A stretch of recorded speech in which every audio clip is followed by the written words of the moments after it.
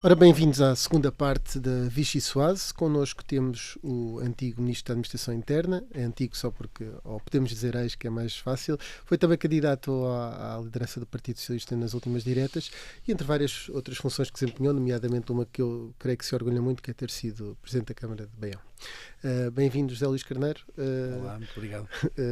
No passado domingo, o Partido Socialista passou a terceira força política na Madeira, com o presidente do governo PSD-CDS arguido num caso de corrupção. É um mau indicador para as legislativas que vamos ter agora em maio? Mais uma vez, bom dia. É necessário ter também consciência do contexto histórico, cultural, social, económico e político da Madeira. E porquê é que eu digo isto? Porque tenho visto análises que são relativamente simplistas em relação aos resultados da Madeira. Há trabalhos académicos que têm vindo a ser feitos, nomeadamente sobre a estrutura do poder político na Madeira. Um deles é da professora Paula Espírito Santo, é aliás comentadora em vários canais televisivos e professora no Instituto Superior de Ciências Sociais e Políticas. O poder político na Madeira foi sendo ao longo do tempo um poder hegemónico, ou seja, havia mais 2/3 da população que em regra votavam no mesmo partido. Quando é que ocorreu uma transformação da natureza deste poder? Quando Alberto João Jardim saiu das suas funções, num processo de disputa interna em que Miguel Albuquerque afirma uma liderança alternativa. Isto provoca, naturalmente, um cisma dentro do próprio Partido Social Democrata. Contudo, naturalmente que o atual líder do governo regional consolidou-se como, portanto, um poder alternativo, uma representação alternativa àquela que era a representação alternativa do Alberto João Jardim. Já menos representativo, com menos força, mas mesmo assim o poder, que é um poder maioritário.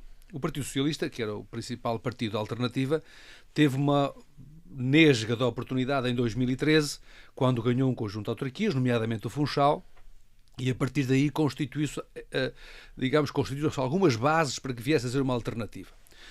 Por força também de clivagens intestinas que tem vivido, essa força alternativa foi perdendo força e em ocupação do espaço, quer de uma parte do eleitorado que votava PSD, quer de uma parte do eleitorado que votou PS, encontrou no Partido Novo uma ideia de alternativa. É preciso também verificar se este Partido Novo será ou não será alternativa. No continente não há Juntos pelo Povo com essa força, não vê uma transposição direta para nível nacional, é aí que vai chegar. Do meu ponto de vista não é adequado olhar para os resultados da Madeira e fazer uma transposição para o continente. Mas há a questão da semelhança por haver um chefe de governo que está, no caso de Miguel Albuquerque, arguído num processo de corrupção e aqui haver suspeitas a um nível diferente sobre o primeiro-ministro. Esse paralelismo aí é possível fazer? Um partido que tem uma figura nestas condições e que de repente não só ganha, como reforça a maioria? A votação. Aproveitando esta oportunidade para me, debruçar sobre essa figura do arguido, vale a pena, aliás, o Miguel Albuquerque disse-o também na noite eleitoral, a constituição de figura de arguido não faz de uma pessoa, culpada. Temos que ter sempre consciência. No fundo é suspeito, não é? Há indícios que levam a que deva ser constituído arguido para efeitos de defesa. E, portanto, trata-se do exercício também de um direito de defesa. Eu diria que não deve ser extraída leitura política nacional, e foi até com surpresa que vi Luís Montenegro, por exemplo, querer tirar partido político de um resultado que foi um resultado de eleições regionais para as quais ele próprio não foi convidado, e pareceu-me muito exagerado todo aquele exercício de tentar tirar partido e tentar colar o resultado regional àquilo que poderão vir a ser os resultados nacionais. E o exercício inverso de Pedro Nuno Santos, de fugir às responsabilidades, dizendo que era uma derrota do PS da Madeira. Agora há isso? O PS da Madeira, o PS do Algarve?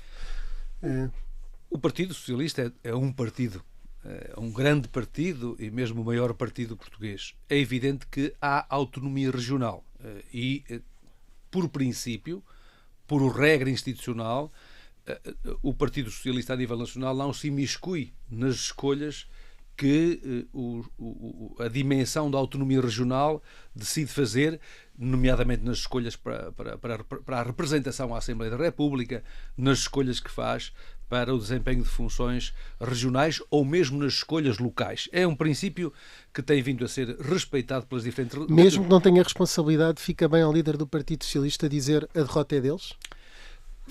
Fica sempre bem reconhecermos que é importante deixar ficar uma palavra de solidariedade àqueles que não deitam a toalha ao chão ao fim de tanto tempo de uma maioria e continuam a bater-se pelos seus valores, pelos seus princípios, independentemente dos resultados que momentaneamente são melhores ou menores. Eu diria que em democracia todos os resultados democráticos são importantes. Porque muitas das vezes uma boa... José Luís Carneiro teria sido mais solidário. Não quero estar a fazer essas comparações. Agora, há algo que eu afirmo do ponto de vista não apenas conceptual, mas do ponto de vista prático. Muitas das vezes, um bom poder é também o resultado de uma boa minoria. Porque uma boa minoria, se ela for construtiva, se ela for inovadora, se ela for criativa, se ela exercer o seu escrutínio democrático relativamente ao exercício do poder político, uma boa minoria faz também a qualidade da democracia. E, portanto, temos que também todos ter a consciência de que, aqui lembrando Mário Soares, só é derrotado quem desiste de lutar pelos seus valores e pelos seus ideais. Pensei que o culpado era o José Luís Carneiro porque teve o apoio de Paulo Cafofo. Paulo Cafofo tem, como se sabe... Foi o grande derrotado da Madeira. Se calhar a culpa ainda é sua. Eu admito que haja quem faça essas leituras, mas se as fizer é de uma forma indevida, porque, do meu ponto de vista, Paulo Cafofo deu tudo, como aliás ele disse, tudo o que sabia, tudo o que podia para alcançarmos um bom resultado. Há uma estrutura social, uma estrutura cultural, uma estrutura empresarial, uma estrutura de relativa dependência que exige um trabalho de muita dedicação, de muita entrega, para que venha a produzir resultados nos níveis de confiança dos cidadãos, naqueles que se alcandoram ao desempenho de funções no Governo Regional. Deixa avançar aqui na entrevista, já disse que a questão da governabilidade será central no dia seguinte às eleições, portanto presumo que não tenha grandes problemas em cenarizar, que é uma coisa que os políticos têm evitado fazer. O PS deve bloquear um governo minoritário da AD que seja liderado por Luís Montenegro? Não. Sempre defendi esta posição, como bem sabem. Assim como outrora afirmei que nós deveríamos contribuir para viabilizar um governo que não caísse nas mãos de um partido que atenta contra os valores democráticos, também o digo hoje, e dizê-lo hoje significa também reafirmar aquilo que o secretário-geral do meu partido também tem vindo a dizer, que é também esperamos que se o Partido Socialista merecer a confiança da maioria dos portugueses, mesmo sendo minoritário no Parlamento, que também mereça, da parte de quem estiver na oposição, o mesmo voto de confiança para garantir governabilidade, para garantir a aprovação do Orçamento do Estado e para aprovar as opções políticas do Partido Socialista. Isso devia ser deixado claro já pelo líder do Partido Socialista, em vez de ser dúbio como está a ser. Ele não responde à pergunta. Naturalmente, o secretário-geral disse que está a trabalhar num único cenário. E o cenário A é garantir a confiança dos portugueses e ganhar as eleições. E, portanto, parece-me bem que ele coloca fasquia nesse digamos, domínio. Acho que o PS tem condições para se bater, para ganhar as eleições. Tendo em consideração... Mas devia ser claro relativamente a isto? Do meu ponto de vista, julgo que ganhará quem for claro, do meu ponto de vista, na relação com os eleitores, ganhará quem for claro e quem demonstrar que com isto está a colocar o interesse do país acima dos interesses partidários. Mas viabilizar Luís Montenegro, a figura de Luís Montenegro como Primeiro-Ministro, não acabava por ser incoerente com a votação do PS na moção de confiança, que resultou na admissão do Governo, e com as acusações que têm sido feitas pelo líder do PS em relação ao Primeiro-Ministro? Quando se viabilizou o Orçamento do Estado, fundamentalmente viabilizou-se para evitar uma crise política. Quando se viabilizou o programa do Governo, viabilizou-se também para evitar uma crise política. O que eu digo é que deve ser feita uma avaliação daquilo que é o interesse do país. E para mim é claro que o país tem hoje interesses que estão muito para além daquilo que possa ser uma visão muito utilitária da dimensão política. Hoje há uma exigência de olhar para aquilo que o país tem que fazer, e por isso é que eu sou um defensor, desde há muito, de que haja um conjunto de compromissos de natureza parlamentar que viabilizem opções de política E do meu ponto de vista, a realidade global que vivemos hoje torna ainda mais exigente essa imperatividade dessa opção. E esse campo de diálogo no dia seguinte está a ser protegido pela campanha que está a ser feita pelo Pedro Nuno Santos, que acusa Montenegro de tomar decisões irresponsáveis e levianas, estou a citar, ataca os seus traços pessoais, também há uma expressão que ele usa, e tem lançado algumas suspeitas não comprovadas sobre o caso da Spin Viva. Isto está a contribuir para esse clima de diálogo?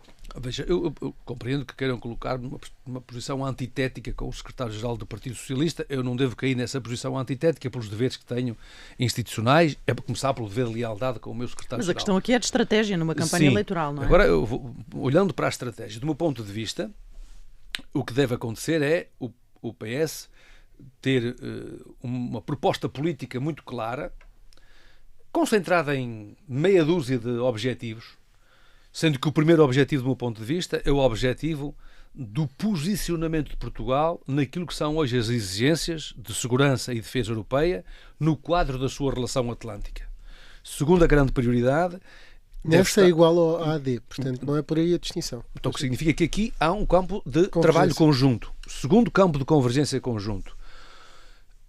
Como é que Portugal capitalizará a sua economia a partir dos fundos europeus que terminarão em 2029, fundos de coesão 29-30, e depois do plano de recuperação e de resiliência? Nós temos capitalizado a nossa economia com o investimento direto estrangeiro, nós temos capitalizado a nossa economia com as remessas da imigração, nós temos capitalizado a nossa economia com fundos europeus. Como é que estamos a preparar o país para manter a capitalização desta economia, para a fazer crescer e para garantir um nível de rendimentos superior àquele que temos hoje? Mas está a dizer do que é que o PS deve falar. Deixe-me só para ser claro. Não deve abandonar esta ideia de ataque constante ao Primeiro-Ministro. Bom, mas há algo que o Secretário-Geral tem afirmado com o qual eu estou totalmente de acordo. Ou seja, é evidente que há uma causa da crise e sobre a causa da crise nós temos que explicar porque é que vamos a eleições. Ou seja, os cidadãos que vão votar, 80% dos cidadãos, como conseguimos ouvir nos inquéritos, mostra a sua rejeição à ideia de eleições. Mas vamos ter eleições e, portanto, é preciso explicar a razão de ser. Do meu ponto de vista, há um facto que para mim, tornou, no plano político, a questão mais clara. E qual é esse facto? Eu, como se recordarão, eu publicamente entendi que devia dizer que o Sr. Presidente da República devia fazer um esforço junto das lideranças políticas para encontrar um espaço de diálogo e de recuo, salvaguardando também os compromissos públicos que assumiram as lideranças para evitar a crise política. Contudo, viemos a saber agora, pela palavra do Sr. Presidente da República, que de facto o Sr. Presidente da República apelou ao Primeiro-Ministro para não apresentar a moção de confiança. Ora, este era um dado que nós não tínhamos há 8 dias atrás. Se o temos hoje, então mais ainda se justifica afirmar que há alguém que não ouviu o Presidente da República e devia ter ouvido para que não submetesse a moção de confiança ao Parlamento. E, portanto, sobre esta a origem próxima da crise, e a origem próxima é a moção de confiança, de facto, deve-se falar dela. Agora, deve haver outras prioridades, por exemplo, para diálogo para, digamos, a governabilidade futura. Porque, por vezes, coloca-se, bom, mas viabiliza, é uma questão de apoio, mas o apoio tem que ser com base numa proposta, ou nas propostas políticas. Eu falei de 2, mas há 3 ou 4 que devem merecer um consenso entre os 2 principais partidos para salvaguardarem a democracia. Um deles tem que ver com estas questões da saúde. Ou seja, estava uma reforma em curso. Essa reforma tem que dar o seu resultado, tem que ser avaliada nos seus resultados. E em função dessa avaliação, se houver correções a fazer, formular as correções. Se não houver correções a fazer, há que consolidar o percurso que estava a ser desenvolvido. Outra área, a área da educação, da cultura, da ciência e do conhecimento. É possível o país posicionar-se economicamente no mundo, ser competitivo à escala internacional, se não continuar a investir nestes setores nevrálgicos de capacitação da população portuguesa e da sociedade portuguesa? A outra área muito relevante, as questões da pobreza e das desigualdades. Essa tem que ser uma prioridade de trabalho conjunto e que não se resolve no quadro de uma legislatura. Ou seja, mesmo que a legislatura dura aquilo que tradicionalmente durava dos 4 anos, nós não conseguimos resolver de uma forma estrutural, olha, o problema grave do sem-abrigo, o problema que está a emergir de novo do sem-abrigo, o fenómeno associado às toxicodependências, que estão a crescer imenso nas nossas cidades, e também a questão do combate à pobreza e às desigualdades. Então eu pergunto, haverá assim tantas diferenças de caráter ideológico que impeçam que o PS e o PSD, o CDS e outros partidos, o LIVRE, o Bloco, o PC, que se possam entender nestas matérias que têm a ver com a dignidade das pessoas? Deixa-nos só voltar aqui um bocadinho atrás para lhe fazer uma pergunta sobre o tema anterior. Numa reunião do grupo parlamentar do PS, manifestou-se contra a manutenção da Comissão Parlamentar de Inquérito ao Primeiro-Ministro na próxima legislatura. Sente-se suficientemente esclarecido com tudo aquilo que Luís Montenegro disse sobre o caso? Eu manifestei essa posição e mantenho essa posição. Eu tive dúvidas sobre a aprovação de uma comissão de inquérito. Porquê? Porque as comissões de inquérito são um instrumento parlamentar. Porque vi o que se passou com a comissão de inquérito relativo ao caso das gêmeas. E o que é que eu vi ali? Vi comportamentos e atitudes inquisitoriais a quererem transformar o Parlamento nos tribunais. E pronto, o Parlamento tem uma dimensão de escrutínio político.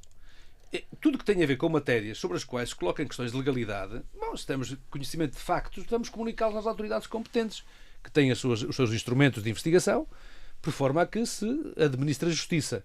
Mas sente que ainda há esclarecimentos para dar? Bem, o erro do Primeiro-Ministro, do meu ponto de vista, um erro de conteúdo e outro erro na forma. O erro de conteúdo tem a ver com os factos.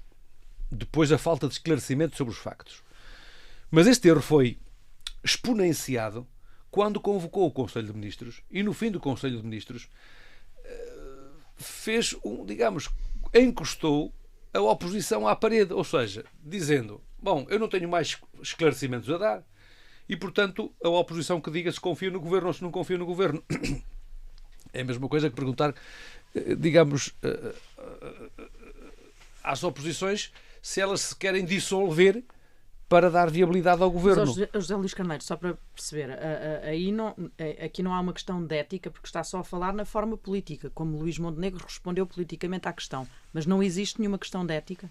Mas veja, o Parlamento que administra a ética com que as pessoas estão na vida política, não há um órgão que administra a ética. Não é? Ou seja, há, de facto, a legalidade.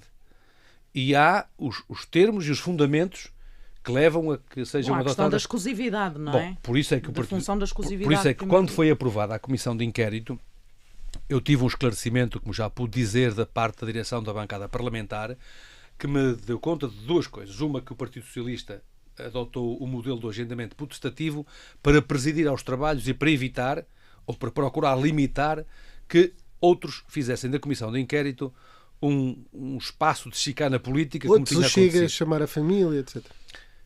Eu não quero contribuir para fazer publicidade a entidades que, do meu ponto de vista, e por várias formas... Mas a sua posição é, o Partido Socialista definiu e deu-lhe essa justificação e depois falou-lhe a questão da exclusividade. E explicou-me outra questão, para além dessa.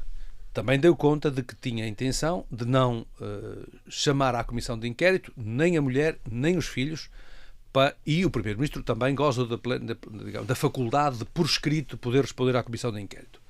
E, portanto, limitar, na forma de recolher a informação necessária, mas também limitar o objeto, o âmbito da inquirição. E ficou convencido. E ficou, em relação ao âmbito da comissão de inquérito e aos termos em que ela se ia realizar, fiquei convencido. Contudo... Então porquê é que ela não se pode realizar na próxima legislatura? Contudo, a partir do momento em que há uma sanção política ao Governo, feita pelo Parlamento, do meu ponto de vista, é aquilo que o Parlamento pode e deve fazer. O Primeiro-Ministro insistiu, teimou, agora já sabe, contra a vontade do próprio Presidente da República, em submeter a moção de confiança, teve a sanção política. Outras sanções de outra natureza, a partir do momento em que o Procurador-Geral da República disse que abriu averiguações preliminares, temos de confiar na Justiça. Tem mais meios do que os deputados podiam ter na CPI. E aguardar que a Justiça faça agora o seu trabalho. Uma derrota nas legislativas era superável para este líder do Partido Socialista? Essa é uma avaliação que tem que ser sempre feita por quem lidera as instituições e por quem lidera o Partido Socialista. E também pelos militantes e por aqueles que os representam a nível local e a nível distrital.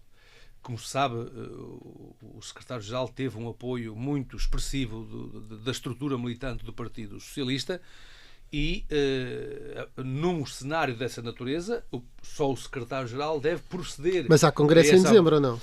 Não, ou em janeiro do ano seguinte? Regularmente o congresso seria em janeiro do próximo ano. Mas diretas em dezembro? Não?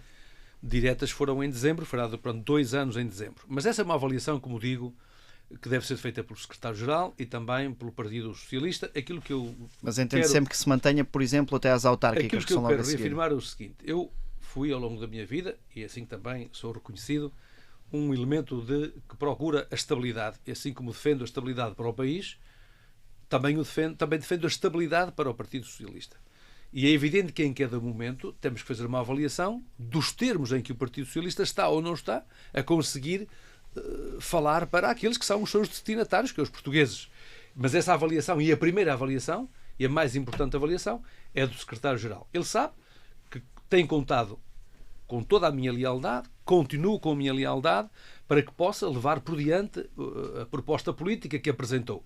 Manifesto-lhe quando tenho que o fazer as minhas divergências, pessoalmente ou nos órgãos do partido, já tive a oportunidade de fazer, tive a oportunidade de contribuir, nomeadamente, para a aprovação do Orçamento do Estado, mostrando desde há muito qual era a minha posição em relação ao Orçamento do Estado, mas, portanto, o secretário-geral essa forma de lealdade é um modo também do José Luís Carneiro indicar que está numa posição de espera para o pós-Pedro Nunismo? Não, é uma atitude de compromisso com os valores, com os princípios e com a proposta política do PS. E aquilo que eu tenho exigido, o que eu tenho exigido dentro do partido é que haja um respeito pela pluralidade do partido, pela diversidade de opiniões e por aquilo que são os contributos que todos nós queremos dar. Mas não Portanto, isso significa que o partido tem que ter sempre uma cultura de grande abertura para dentro e uma cultura de grande abertura para fora, porque somente assim é que nós nos sentimos cidadãos completos no exercício da nossa militância política, no exercício da nossa cidadania. Mas não estando nessa posição de espera, também não exclui voltar a assumir uma candidatura à liderança do PS? Com certeza que ainda sou relativamente novo para também me excluir, seja de lado que for. Tenho que manter os meus direitos intactos. E os meus deveres também. E isso pode ser já nessas diretas de dezembro. Os meus deveres também. E não está limitado a que seja Do meu ponto de vista, o Partido Socialista tem condições para ganhar as eleições. E nesse caso não se coloca. E ganhando as eleições, o Pedro Nuno Santos apresentará uma proposta do Governo, será o nosso Primeiro-Ministro. E não ganhando, deve manter-se até às autárquicas. Poderá continuar a contar com... Aceitar vir para o governo dele? Com certeza que aceitaria servir o meu país, porque tanto serve o nosso país numa autarquia de freguesia, como no governo do país. E eu já disse desde a primeira hora, vocês são testemunhas vivas daquilo que eu disse naquela noite das eleições, é de que eu continuaria disponível para servir o meu partido e colocar o Partido Socialista ao serviço do país, porque esse é o nosso primeiro dever, é o de colocar o Partido Socialista ao serviço do país e da sociedade portuguesa, mas que estou disponível para essa missão e para as missões que o partido me quiser confiar. Nomeadamente também habilitando-me digamos, ao desempenho de funções parlamentares, como até aqui aconteceu. Mas deixe-me só clarificar aqui uma coisa.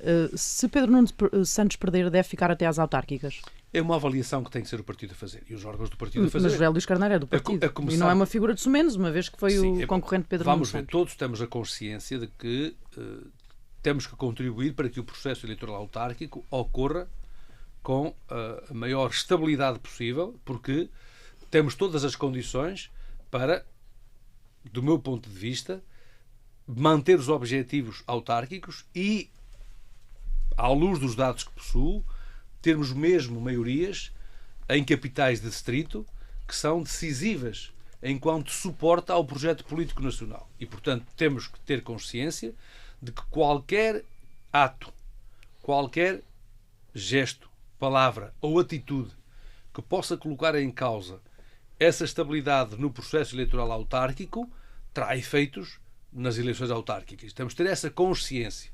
Mas é evidente que tudo dependerá também da própria avaliação que o secretário-geral fizer das eleições. Está disponível para voltar a ser cabeça de lista nestas legislativas por Braga ou agora vai finalmente pelo Porto? Eu estou disponível para ser cabeça de lista. Só posso ser cabeça de lista, do meu ponto de vista, em 2 distritos. Um, onde criei, entretanto, relações de grande proximidade e serviço às instituições e à sociedade que é o Distrito de Braga, e até relações de afeto muito profundas, e o distrito onde vivo e onde tenho a minha vida pessoal e familiar e também profissional, porque retomei também às segundas-feiras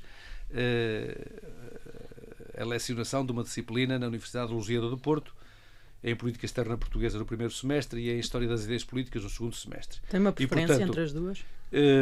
Deixarei ficar essa decisão nas mãos do Secretário-Geral. Em qualquer uma delas, sinto que poderei dar um importante contributo para os resultados eleitorais do PS. Se os ex-ministros de António Costa, onde se inclui o José Luís Carneiro, mas também os outros que fizeram agora parte nas últimas listas, forem retirados, isto é uma purga que é inaceitável? Isso é inaceitável.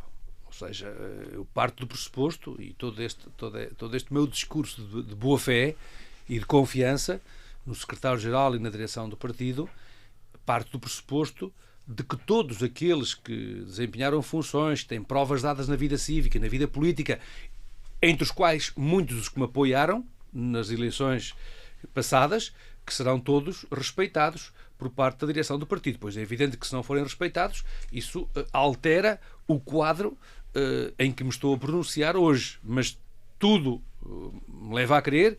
Tirando aqueles que são autarcas que à partida não vão nas listas, os ex-ministros devem continuar se assim desejarem. Aqueles que têm condições para, por um lado, vontade, que é fundamental. Segundo, condições para darem esse contributo, pois é evidente que é uma experiência que o Partido Socialista não deve pôr de lado. Veja, vimos agora este exemplo do Bloco de Esquerda. Eu entendo que é uma boa atitude ir buscar pessoas que têm uma experiência feita, que hoje não estão à procura de, digamos, de retribuição política ou de reconhecimento da própria sociedade. Está a lembrar-se de alguém específico no PS? São personalidades que têm uma vida própria feita, o seu prestígio está alcançado, o seu serviço, podiam estar, digamos, muito tranquilos na sua vida pessoal e decidiram regressar e dar o seu contributo.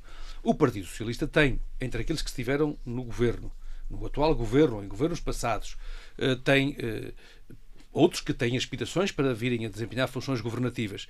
Eu diria que é muito importante que o PS conserve essa sua característica de partido intergeracional, por um lado, interclassista, por outro. Ou seja, o Partido Socialista foi grande quando dialogou com toda a sociedade, com todos os setores da sociedade, desde os trabalhadores agrícolas, aos trabalhadores industriais, aos intelectuais, às pessoas da cultura, às pessoas das empresas, aos investidores, porque é essa diversidade, essa pluralidade que o PS sempre teve, que fez do PS um grande partido.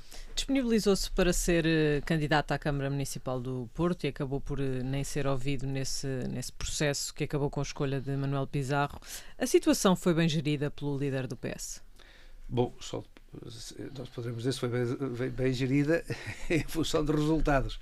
Aquilo que eu desejo é que o meu camarada Manuel Pizarro seja bem sucedido na sua candidatura, porque creio que depois de um percurso de 12 anos de uma candidatura e de um modelo de gestão independente da cidade, do meu ponto de vista, um modelo excessivamente liberal para aquilo que a cidade carecia do ponto de vista de alguma regulação das condições de vida e também da própria dinamização da economia. Mas é o melhor candidato que o PS podia ter?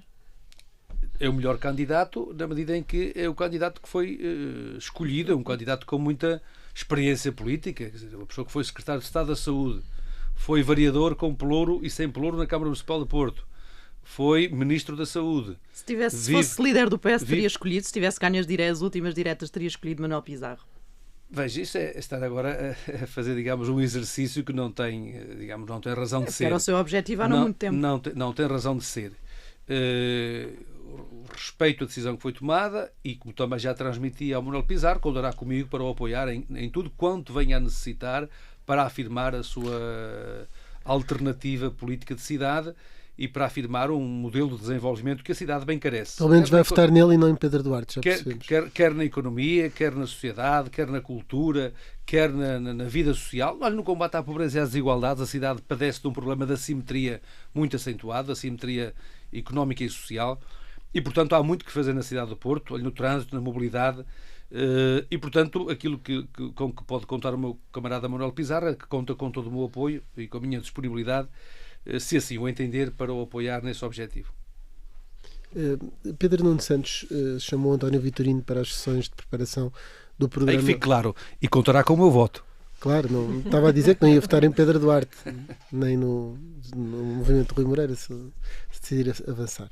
Mas Pedro Nuno Santos chamou António Vitorino para as sessões de preparação do programa eleitoral do Partido Socialista. Devia incluir também nesta campanha o outro presidenciável da área socialista, António José Seguro. Bom, eu, como digo, desconheço quais foram os critérios que presidiram às opções e, portanto, haverá certamente critério nas opções. Eu devo dizer que também fui contactado para terça-feira que vem, nomeadamente em relação às questões da justiça e da segurança interna, onde pretenderei estar. Vi que houve a preocupação de abrir e ir buscar personalidades que podem dar um contributo para áreas que são nevrálgicas para o desenvolvimento do país e, portanto, nada mais posso acrescentar. E Seguro é um bom candidato para o PS-APA nos presidenciais do próximo ano? Nós temos uma posição institucional sobre essa matéria, adotada, aliás, numa Comissão Nacional, que é de procurarmos aguardar que quem quer ser candidato tenha um passo em frente. Depois de dar o passo em frente, o Partido Socialista reunirá para proceder à decisão. Depois, como disse o Presidente do Partido, há margem de liberdade e de consciência para que cada militante possa optar por quem bem entender na sua escolha presidencial. Mas vai haver um candidato oficial, não é? O Partido oficialmente apoiado. Ou seja, oficialmente apoiado. Ou seja, Sim, há um candidato já está decidido, resulta assim. sempre de uma vontade unipessoal e depois o Partido Socialista pronunciar-se-á sobre quem apoia. Eu tenho visto que o António José Seguro está a dar passos sólidos todos os dias, todas as semanas, para vir a transformar um desejo numa candidatura. Também terá o seu apoio, se calhar de uma forma mais veemente do que o Manuel Pizarro no Porto. Vamos aguardar que fique claro, o meu apoio não é, digamos, um apoio de andar na campanha todos os dias, mas é um apoio veemente ao candidato Manuel Pizarro, que não haja dúvida Nós sobre sabemos essa veemência. Sim. Ficamos, portanto, é um apoio inequívoco, para que ficar claro. Sim. E António José Seguro também António José Seguro, vamos aguardar pela sua decisão e pela decisão do partido. Mas, por exemplo, mas procurarei também ter em consideração a decisão do partido. Mas na sua campanha, nas diretas, teve o apoio de Augusto Santos Silva, que promete candidatar-se contra António José Seguro, se não houver mais ninguém que o faça. Se ficar nessa situação, isto é um problema para si. Quem é que apoiaria? Olha, eu devo ser honesto. É um pesadelo? Vou ser honesto. Eu criei uma relação política com Augusto Santos Silva de grande confiança.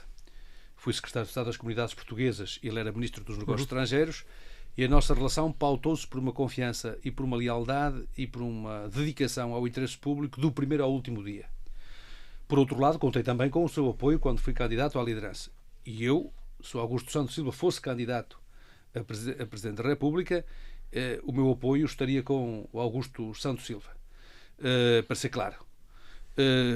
Tenho a ideia de que ele não pretenderá dar esse passo e, portanto, aguardarei por aquilo que sejam os passos que venham a ser dados por parte do partido e tomarei a minha decisão no momento oportuno.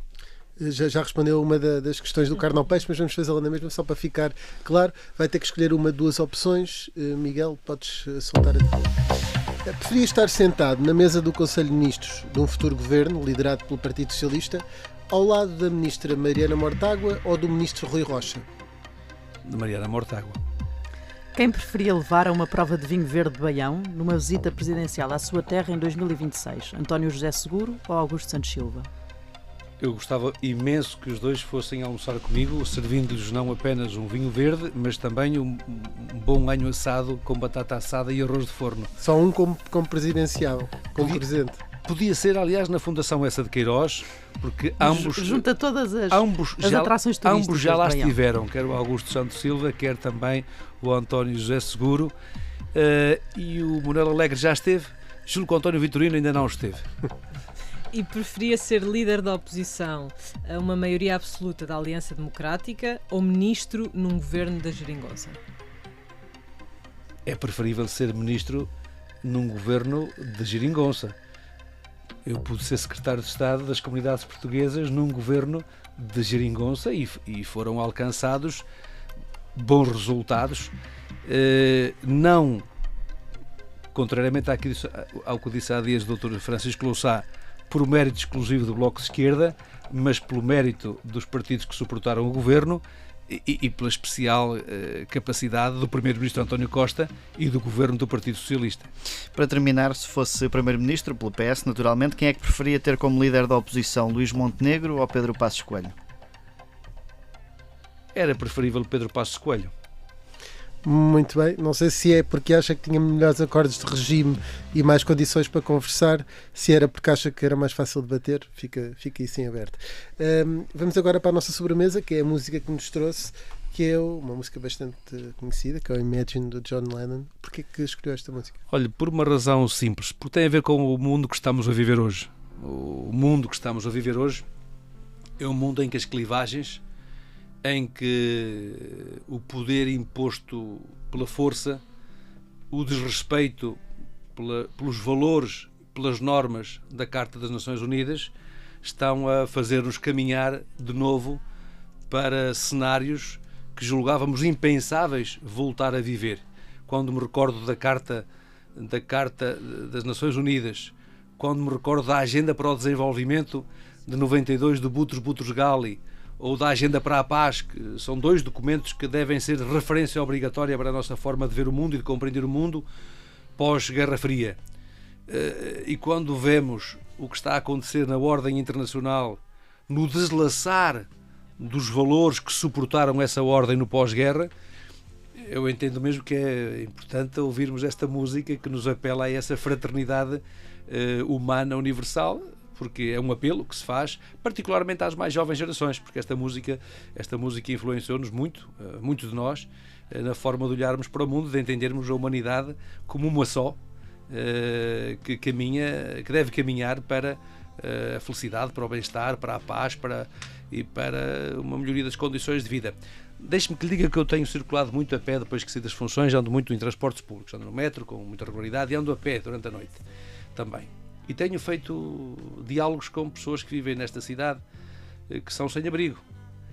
E quando nós vemos as condições de vida em que essas pessoas estão a viver, nós muitas das vezes confrontamos-nos connosco próprios e perguntamos-nos do que é que nós estamos muitas vezes a falar com estas crises que têm estado a afetar os próprios sistemas democráticos, numa altura em que há uma estufa global que está a permitir que germinem e medrem mensagens contra a democracia e as instituições democráticas. Eu diria que esta música também serve para isso, é para que nós olharmos para aquilo que é o essencial e sermos capazes de criar um entendimento em que sejamos capazes de dialogar, independentemente das nossas diferenças, e construir percursos de futuro para nós e para as futuras gerações, que acho que esse é o nosso dever nesta altura em que estamos. Muito bem, José Luís Carneiro ainda pode ser sucessor de António Guterres, não nas Nações Unidas, mas no Partido Socialista, basta que para isso concorra novamente a diretas. A Vichy Soares regressa, como sempre, na próxima semana. Já sabem que above us, only sky.